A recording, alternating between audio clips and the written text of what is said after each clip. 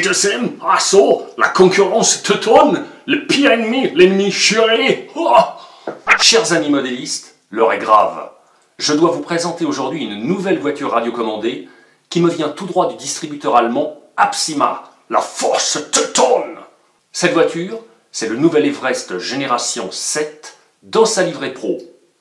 Il s'agit d'un crawler électrique motorisé par un moteur Brockhead, une voiture entièrement prémontée donc, livrée sans accu et sans chargeur. Pour mémoire, on rappelle ce que c'est qu'un crawler. Il s'agit d'une voiture électrique qui est faite pour gravir des pentes, effectuer des descentes, le tout à des vitesses d'escargot, c'est-à-dire en fait tout l'antithèse d'un buggy classique qui lui est fait pour faire de la vitesse. Nous voici maintenant de retour avec l'Everest Génération 7 dans sa livrée pro. Alors je vous fais découvrir un petit peu la voiture qui ressemble à un 4x4 japonais style Nissan, Toyota ou autre. Hein, on voit ici des petits crochets, ils sont présents à l'arrière et à l'avant. C'est des crochets qui permettent de raccorder un treuil de façon à tirer l'auto de situations périlleuses lorsqu'elle n'arrive pas à sortir d'affaire tout seul par ses propres roues. Voilà, un petit aperçu de la voiture. Là maintenant, nous allons passer à l'avant avec la calandre. Hein, c'est pas un Range Rover, mais ça fait un petit peu dans le style. On aperçoit toujours les fameux crochets dont je vous parlais précédemment. Alors la différence de cette livrée pro, parmi tant d'autres, c'est notamment la venue d'accessoires sur le toit. Nous avons une galerie de toit qui est composée d'un pneu de rechange, une roue de secours, avec 2 jerrycans. Il y a aussi une petite pelle. Dans mon introduction, j'ai oublié de vous dire aussi qu'il existe 2 versions de cette voiture. Une version Pro, c'est celle que je vous présente aujourd'hui. Et nous avons également une version Sport qui est un peu moins complète au niveau de l'équipement. Alors les différences, elles se situent entre autres au niveau de la galerie de toit que l'on peut retrouver sur la voiture. Alors là on distingue cette galerie donc avec des équipements comme une pelle, une roue de secours. Je vais repasser dans l'autre sens. Voilà, vous avez un pneu de secours, vous avez 2 jerrycans. Hein, voilà, tout ça positionné sur une galerie de toit. Un petit mot des pneumatiques. Donc ce sont des pneumatiques spéciales crawler. Ils sont plutôt étroits. Ils sont montés sur des jantes d'1 pouce 9, qui est un diamètre qui est souvent rencontré dans la discipline, sur les voitures qui marchent bien. Surtout, donc, il s'agit de gomme Aerox Super Swamper, qui sont des répliques de modèles originaux à l'échelle 1. Donc ça devrait accrocher en théorie. La voiture profite aussi de quelques raffinements, quelques petits accessoires comme ça, un petit peu rigolos, comme des rétroviseurs qui sont escamotables. Voilà, donc notre voiture d'essai, c'est la version Black, qui de près du reste avec de la lumière tendrait un peu vers le bleu marine, comme vous pouvez le voir. Il existe aussi une deuxième version de cette voiture qui est disponible en vert foncé, plutôt vert autrichien.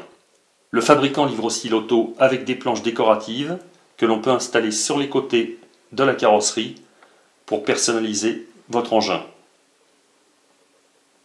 Comme vous l'aurez sûrement remarqué depuis le début de cette vidéo, cette auto ne possède aucun clips de fixation. En fait, la carrosserie est tenue par un scratch en velcro qui est positionné au niveau du train avant. En d'autres termes, pour pouvoir accéder au cœur de la mécanique centrale placée sur le châssis, il va falloir tirer très fort sur l'avant de la carrosserie pour pouvoir l'extraire du modèle, ou plutôt pour pouvoir la faire pivoter, car elle sera encore fixée par la partie arrière.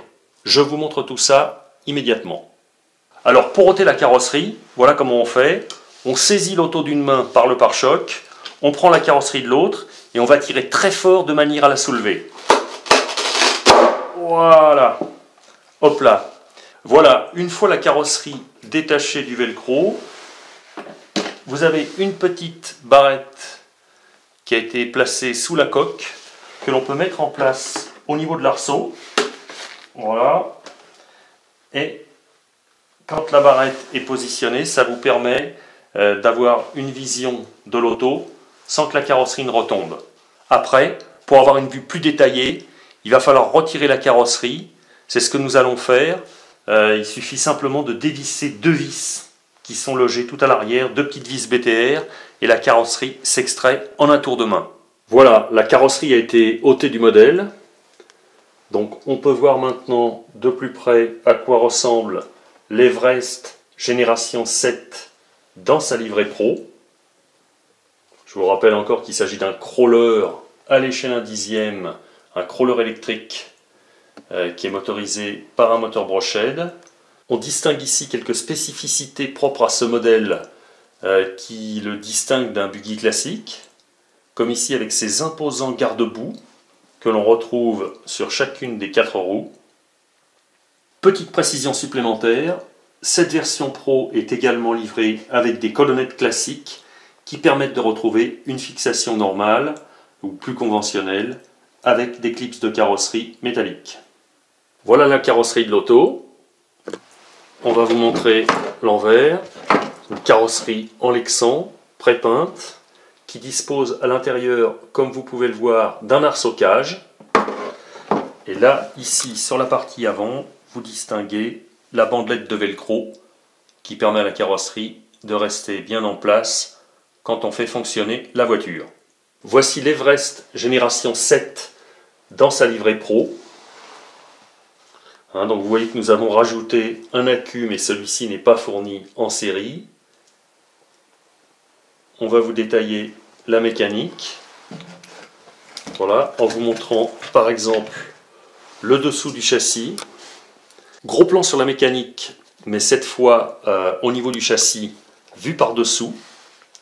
Donc on retrouve une architecture classique et typique des véhicules crawlers, c'est-à-dire un pont suspendu comme celui que nous apercevons ici à l'arrière, qui est relié à une cellule centrale par des tirants articulés montés sur rotule.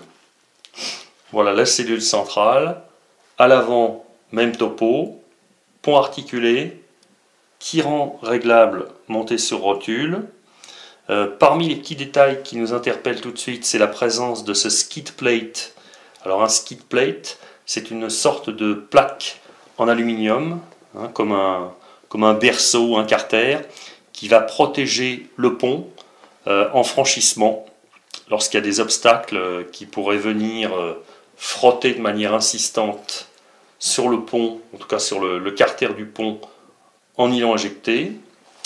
Autre détail typique, on va dire, des véhicules crawlers, c'est la présence de cardans homocinétiques centraux articulés et coulissants. Comme vous voyez, donc la longueur du cardan pourra varier quand le pont subit des compressions.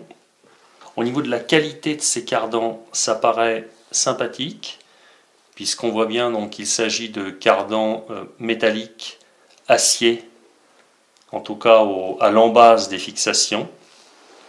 Vous voyez, ici on va peut-être on le verra mieux. Voilà, c'est des cardans en acier homocinétique. Il y a une partie coulissante en nylon injecté, certes, c'est la partie du fourreau, mais la partie principale qui est montée à l'embase des cellules, elle est en acier. Par le dessus du châssis, cette fois, nous avons un autre aperçu qui nous montre le cardan homocinétique central, enfin plutôt l'un des cardans homocinétiques centraux, avec son embase, donc, qui, comme vous le voyez, est métallique, en acier. L'Everest Génération 7, dans sa livrée Pro, dispose d'un châssis poutre en aluminium anodisé.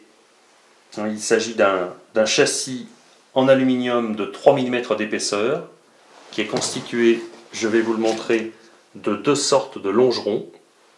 Vous voyez ici un côté du châssis, ici l'autre côté du châssis. L'avantage de ce type de structure, c'est qu'elle autorise un réglage au niveau de l'empattement. Comme vous pouvez le constater, vous voyez plusieurs ancrages ici sur la structure du châssis qui vont permettre de déplacer les tirants de manière à allonger ou à rétrécir l'empattement du véhicule.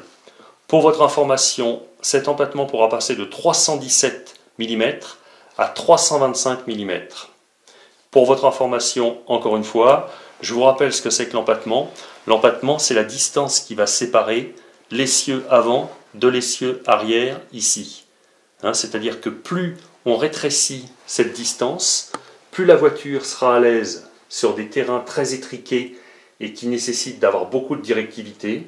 Au contraire, si le terrain devient plus propice à la rapidité, ce qui est un petit peu tout relatif ici puisqu'il s'agit d'un crawler, donc comme je vous l'ai dit dans l'introduction, ce n'est pas du tout des voitures qui sont faites pour rouler vite, mais si le terrain est plus rapide et qu'il faut privilégier davantage la stabilité, on pourra donc augmenter la distance entre les deux essieux pour rendre l'auto encore plus facile à piloter. Toujours au cœur du châssis, nous apercevons ici la structure centrale du crawler Everest, qui est composée du moteur, de la couronne, du contrôleur brushless, du récepteur, et à l'intérieur de l'ensemble, donc on a un carter de transmission avec des pignons en acier, transmission centrale, donc qui agit comme un arbre rigide et qui va permettre de faire la liaison entre le train arrière et le train avant via des cardans coulissants. On arrive maintenant au cœur de la mécanique avec le fameux moteur 550 Brushed, donc c'est-à-dire un moteur à charbon qui est installé au centre du châssis.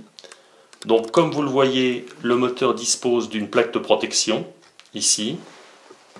J'essaie de ne pas trop trembler pour vous montrer le pignon interchangeable qui se trouve ici et la couronne en nylon injectée. Pour ce qui concerne le pignon moteur, il s'agit d'un pignon de 18 dents. Pour ce qui concerne la couronne centrale, il s'agit d'une couronne de 87 dents. Et comme vous le voyez, cette couronne dispose d'une fixation rapide. Donc là je ne le fais pas, mais si vous voulez démonter la couronne, il vous suffit de mettre une petite clé comme celle-ci, de démonter l'écrou tout en tenant la couronne, et la couronne se dévisse facilement, éventuellement si on l'a endommagée, pour en remettre une neuve en lieu et place. En gros plan, nous apercevons maintenant ici le contrôleur de la voiture. Il s'agit d'un contrôleur Hobbywing de 40 ampères, un modèle étanche, tout comme le récepteur qui se trouve à ses côtés et qui n'est pas protégé, donc ça c'est plutôt un point négatif sur l'auto. Je vous conseille vivement d'envelopper le récepteur dans un ballon, style ballon de baudruche, fermé avec un collier rilsant à son extrémité, plutôt que de laisser le récepteur en apparent comme ceci. Si vous laissez en apparent, le récepteur va prendre la poussière, éventuellement des projections d'eau, d'humidité. Franchement, c'est pas top. Un mot sur le mot étanche qui revient très souvent sur les contrôleurs ou sur les récepteurs de ce type. Quand on vous dit que c'est étanche, c'est quand même pas fait pour rouler sous l'eau en permanence. C'est-à-dire, si vous roulez au fond d'une piscine avec cette auto, même si vous avez un contrôleur étanche ou un récepteur étanche, vous allez endommager les deux, c'est sûr. Étanche, ça veut dire que c'est juste fait pour encaisser des projections d'eau, pour résister à l'humidité, mais il ne faut quand même pas en abuser. Même chose, si vous comptez rouler sur la neige avec cette voiture, un récepteur étanche ou un contrôleur étanche, il faut savoir que ce n'est pas fait pour rouler sous la neige. Voilà, donc c'est un peu mieux qu'un contrôleur ou qu'un récepteur normal, mais c'est pas fait pour rouler dans l'eau ni dans la neige. À bon entendeur. Autre particularité de ce contrôleur brushless, celui-ci possède deux cavaliers. Alors les cavaliers, je vais essayer de vous les montrer en mettant le doigt dessus. C'est ces deux petits trucs là qui se trouvent ici côte à côte. Le premier va servir à régler le contrôleur en fonction du type d'accu que vous allez utiliser. À savoir que lorsque ce cavalier est positionné sur la gauche, comme on le voit ici, ça veut dire que normalement le crawler est prévu pour fonctionner avec un accu lipo. Si vous ôtez le cavalier et que vous le positionnez à droite, dans les deux petits tétons de droite, ça voudra dire que vous pourrez faire fonctionner votre auto avec un accu NiMH.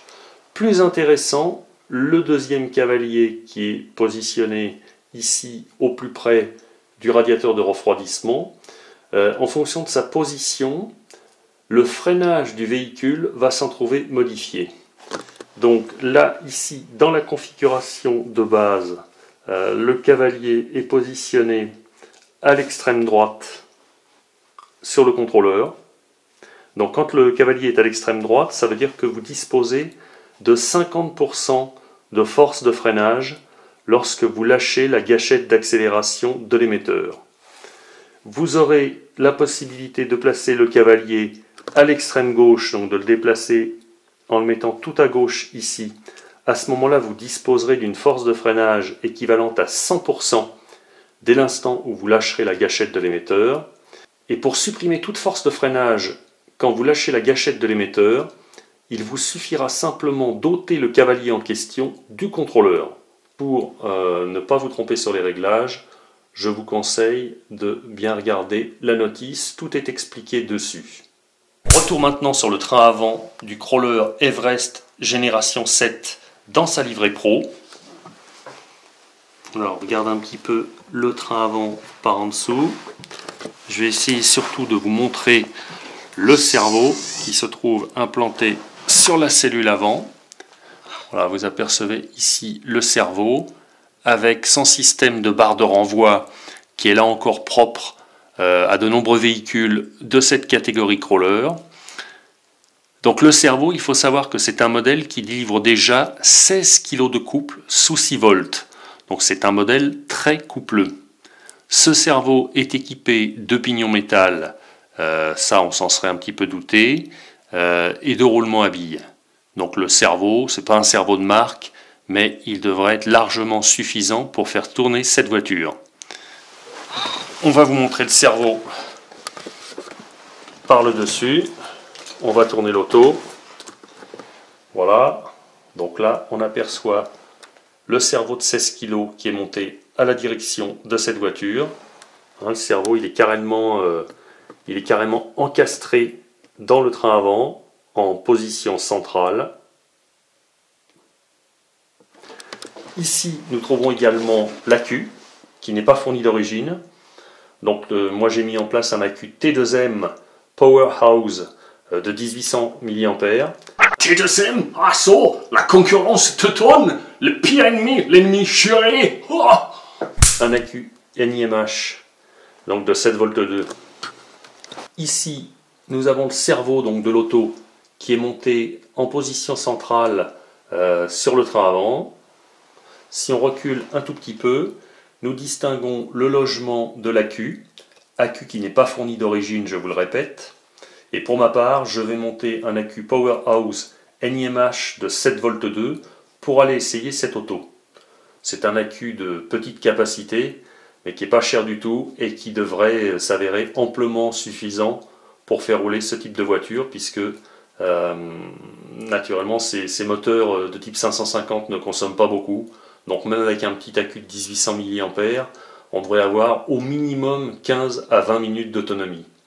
Là, on a le train avant en pleine face. Donc vous voyez très bien les ponts articulés de cette voiture. Hein, c'est carrément un pont étanche qui s'identifie à ceux que l'on peut retrouver sur des véhicules de franchissement à l'échelle 1. Donc à l'intérieur de chaque pont, pont avant, pont arrière, on n'a pas de différentiel. Nous avons un arbre rigide avec un couple conique métallique. Donc ça c'est tout bon pour la motricité et la traction, puisqu'il faut savoir que le propre d'un vrai crawler, c'est d'avoir aussi des axes rigides en lieu et place des différentiels au niveau des cellules avant et des cellules arrière. Et tout ça, bien évidemment, ça donne plus de motricité, plus de traction pour que la voiture puisse gravir des pentes importantes et se tirer de situations périlleuses dès l'instant où la motricité se met à faire défaut. On distingue ici également le système de direction avec une première barre de renvoi et une seconde qui va relier les deux porte-fusées du train avant. Toujours à l'avant, on distingue ici les cardans de transmission qui sont des modèles CVD articulés en acier. Et on voit aussi les roulements à billes, il y en a partout sur toute l'auto. La transmission est intégralement montée sur roulement à billes. Pour finir, on a gardé le meilleur avec la suspension du crawler Everest. Alors la suspension, elle est de qualité. Comme vous pouvez le voir, le fabricant a équipé l'auto d'amortisseurs usinés à corps fileté en aluminium. Les amortos ont l'air de qualité. Donc ça, c'est à première vue. Je montre surtout donc qu'il y a beaucoup de débattement au rendez-vous. Voilà, c'est bien onctueux, il n'y a pas de bulle d'air. Les amortisseurs d'origine ont l'air bien remplis. Hein, vous voyez, donc il y a une course assez importante de chaque amortisseur. Et en guise de cerise sur le gâteau, vous pourrez vous amuser à modifier la position d'origine des amortisseurs si vous le souhaitez, puisque leurs supports respectifs sont équipés de nombreux ancrages, comme vous pouvez le voir ici. Même topo à l'avant, où vous pouvez retrouver un nombre d'ancrages important pour modifier la position initiale des amortisseurs. Hein, et on voit aussi donc la façon dont est structuré le train avant ou le train arrière, c'est-à-dire un amortisseur placé en position plutôt verticale, la roue et d'imposants garde-boue que l'on retrouve sur toute l'auto, à l'avant et à l'arrière. Encore un mot de la radio qui est fournie avec ce véhicule. Il s'agit d'une radio classique à volant qui sera équipée de 4 piles ou 4 accus, hein, c'est-à-dire des piles rechargeables. Ça, c'est pas fourni avec l'auto. La radio, elle vous donne accès à quelques réglages. Les réglages classiques d'inversion de sens de rotation des cerveaux dont on se fiche éperdument ici. Des petits réglages pour ajuster les trims. Et surtout, le plus important, c'est le troisième bouton que vous apercevez ici. Ce bouton sert à ajuster le dual rate de direction. Pour mémoire, je vous rappelle ce que c'est que le dual rate. Le dual rate, il permet d'ajuster proportionnellement le débattement gauche et droite du train avant, c'est-à-dire de la direction. C'est-à-dire que, pour faire simple, si vous avez une voiture qui vous paraît trop directive, vous tournez ce petit bouton ici vers la gauche, hein, donc de droite à gauche, et ça va vous enlever proportionnellement, c'est-à-dire de la même manière, du braquage à gauche et du braquage à droite. Hein, donc si vous tournez ce bouton-là, le bouton du dual rate, vers la gauche, vous enlevez de la direction à gauche et à droite. Hein, donc à gauche, la roue tourne moins, à droite, la roue tourne moins. Tout ça quand vous arrivez en butée de volant. Au contraire, si vous trouvez que votre voiture ne braque pas suffisamment, ou en tout cas qu'elle est un petit peu paresseuse, vous pouvez pousser le bouton du dual rate vers la droite, voire à fond. Voilà. Et quand vous allez tourner à gauche à fond ou à droite à fond avec le volant, eh bien vous allez disposer cette fois du braquage maximum à gauche et à droite. Voilà. Donc sinon, l'émetteur, c'est un émetteur basique tel que l'on retrouve sur de nombreuses voitures RTR. Voilà, il est très léger. Un volant avec une petite, c'est pas une mousse, mais c'est une bandelette de caoutchouc qui fait tout le pourtour du volant. Voilà, bon, rien à dire sur la radio. Et c'est bien évidemment une radio en 2 Go 4, comme vous pouvez le voir. Voilà, cette nouvelle vidéo est maintenant terminée. J'espère qu'elle vous a plu. Si c'est le cas, n'hésitez surtout pas à mettre les petits pouces qui vont bien. N'hésitez surtout pas non plus à commenter et à critiquer. Quant à moi, je vous donne rendez-vous pour de nouvelles aventures vidéo en 2019. Happy New Year les amis. Happy New Year les amis. Happy New Year. Happy New Year. Salut les amis.